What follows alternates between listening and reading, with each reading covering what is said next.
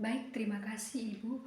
Oke teman-teman semuanya, kami dari kelompok 2 akan mempresentasikan tugas kelompok mengenai studi kasus tentang diskriminasi berbasis identitas di ruang digital. Mohon kesediaan teman-teman untuk sama-sama menyimak materi yang akan kami sampaikan. Yang pertama, masuk pengertian.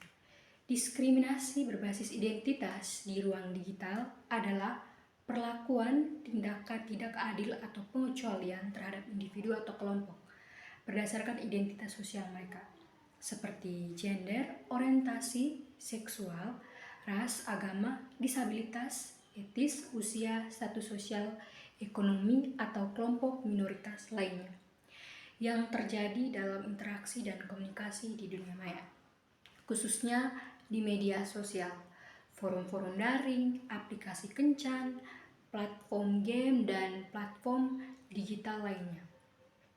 Diskriminasi ini tuh tidak hanya terbatas pada tindakan eksplisit, tapi juga mencakup penyebaran ideologi atau stereotip yang meradahkan dan membatasi partisipasi kelompok tertentu secara setara di ruang digital. Oke, kita masuk pada bentuk diskriminasi di ruang digital.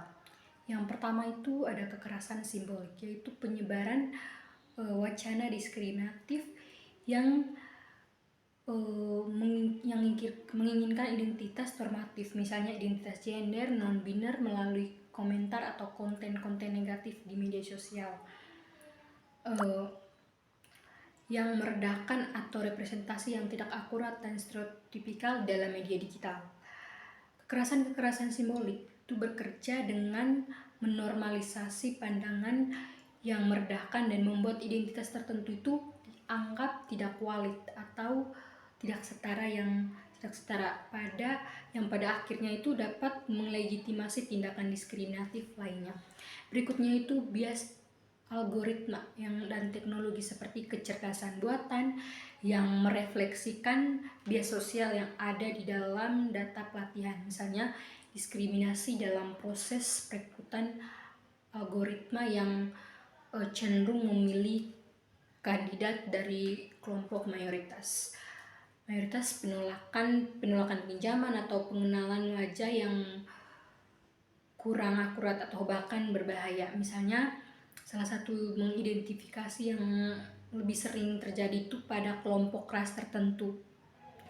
Berikutnya itu diskriminasi berlapis, yang dimana individu itu dengan beberapa identitas minoritas itu mengalami diskriminasi yang saling tumpang tindih dan memperkuat satu sama lain.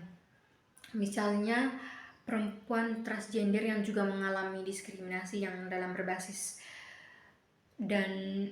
gender dan orientasi seksual, serta mungkin juga ras atau agama ya teman-teman.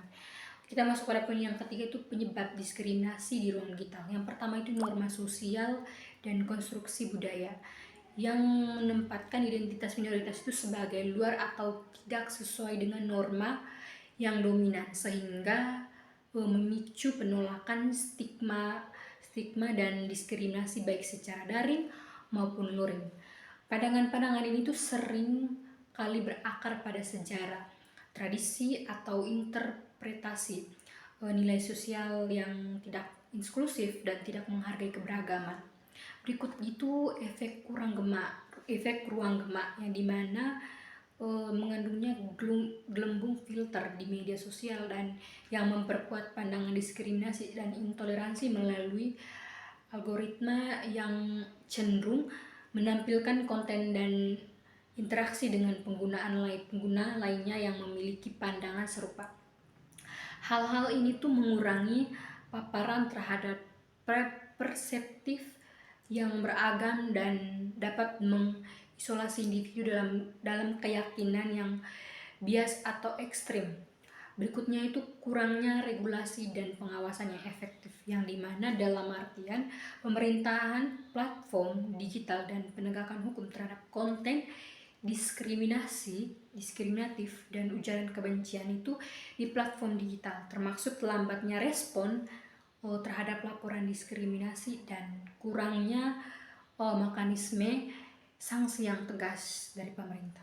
Berikutnya itu dampak diskriminasi berbasis identitas di ruang digital. Oke, yang pertama itu dampak positifnya itu mempermudah jarang pemisahan antar kelompok identitas dan memperburuk ketimpangan sosial dan ekonomi. Itu dampaknya. Dampak negatifnya, diskriminasi sering daring itu dapat menghambat akses kelompok minoritas terhadap pendidikan dan pekerjaan dan layanan publik, serta merusak kohesi sosial dan kepercayaan antara kelompok. Diskriminasi daring juga dapat memicu konflik dan ketegangan di dunia nyata. Berikutnya itu hak asasi manusia, yaitu mengancam kebebasan berekspresi bagi kelompok minoritas yang merasa tidak aman untuk berpartisipasi secara daring karena takut menjadi sasaran diskriminasi, melanggar hak atas privasi melalui penyebaran informasi pribadi untuk tujuan diskriminatif, serta menghambat akses yang adil terhadap layanan dan kesempatan yang semakin banyak tersedia secara daring.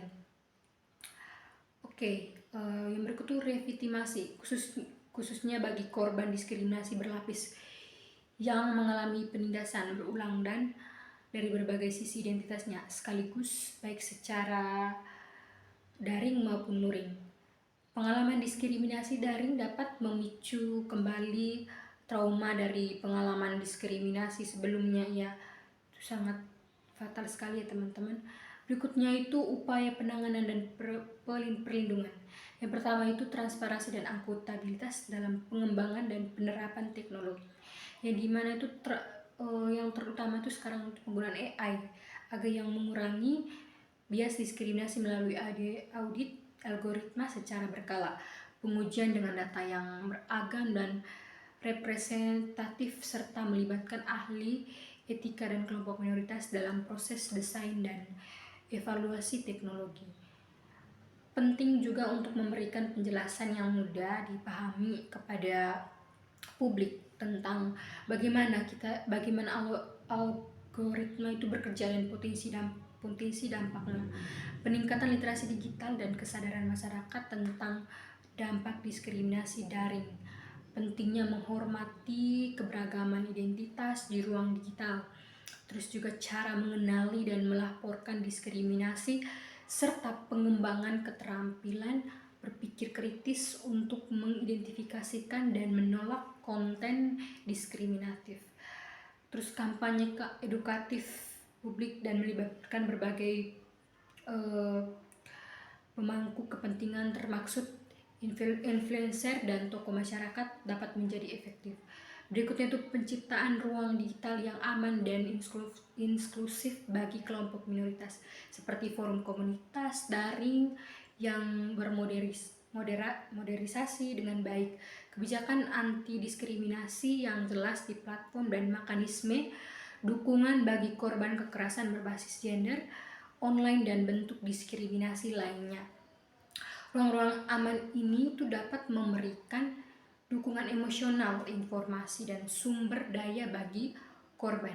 Berikutnya itu perlindungan identitas digital dan data pribadi melalui regulasi yang ketat tentang pengumpulan, penyimpanan, dan penggunaan data pribadi oleh platform digital, serta peningkatan kesadaran pengguna tentang praktik privasi dan keamanan daring untuk mencegah penyalahgunaan informasi ya teman-teman, yang bertujuan untuk diskriminasi atau kejahatan siber seperti doxing dan profiling yang merugikan.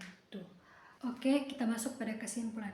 Diskriminasi berbasis identitas di ruang digital itu merupakan perpanjangan ketidakadilan sosial yang terjadi secara nyata dengan dampak sosial dan pelanggaran hak asasi manusia yang serius. Faktor seperti anonimitas, bias teknologi, dan lemahnya regulasi memperparah masalah ini dalam penanganannya memerlukan kolaborasi dari berbagai pihak melalui pengaturan regulasi, pengembangan teknologi inklusif, literasi digital, serta perlindungan khusus bagi kelompok yang rentan agar ruang digital itu menjadi tempat yang aman dan adil bagi bagi semua identitas masyarakat. Oke, sekian dari presentasi dari kelompok kami teman-teman. Kami akhiri, selamat siang.